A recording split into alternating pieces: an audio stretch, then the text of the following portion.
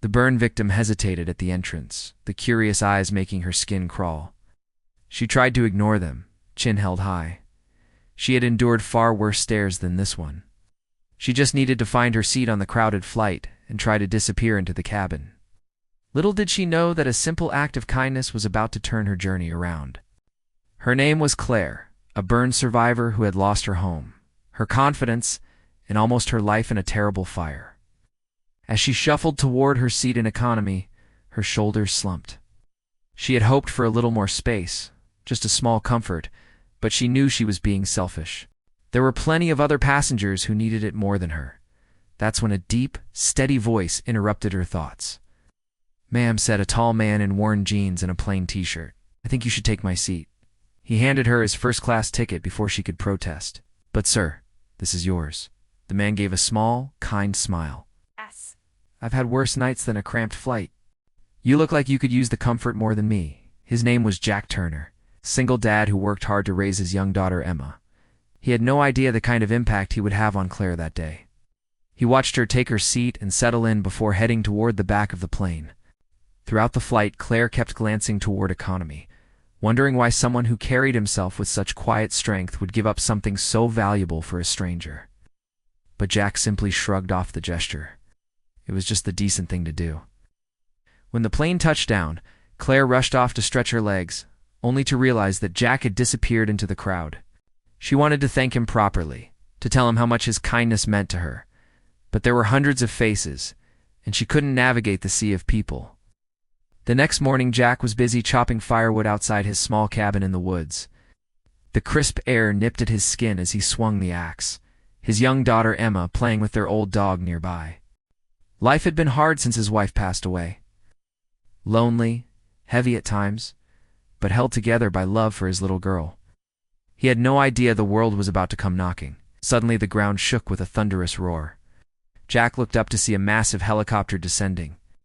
Moments later, Secret Service agents stepped out, followed by none other than the President of the United States. Jack froze, axe still in hand. What in the world? The President walked straight toward him with a warm smile. "Mr. Turner, I believe we owe you a thank you." Confused, Jack set the axe aside. "Sir, I don't follow." Then Claire stepped down from the helicopter. Dressed in a simple coat, her scars still visible, but her eyes brighter than before, she walked toward him. "This is the man I was telling you about," she said softly to the President. "It's the one who gave up his seat." In that moment, Jack realized that the world was indeed a small place. But what happened next was even more surprising. The President explained that Claire was his sister, and that she had been hiding away for years because of her burns, avoiding the public ashamed. But Jack's act of kindness had reminded her that she wasn't invisible, that she still mattered. He had given her more than just a seat on a plane. He had given her back a piece of herself that she thought was lost forever. With the President's help, Claire began to heal, both physically and emotionally. She started speaking publicly about her experience, using her story to help others and honor the man who had shown her compassion when she needed it most. For Jack, it was just a small, simple thing to do. He didn't want any recognition or special treatment. But the President insisted, saying that the country needed more men like Jack, not just for what he had done on the battlefield, but for how he treated people at home. That day changed everything for both of them. Claire found her voice again, and Jack found a sense of purpose he had unfelt since his wife died.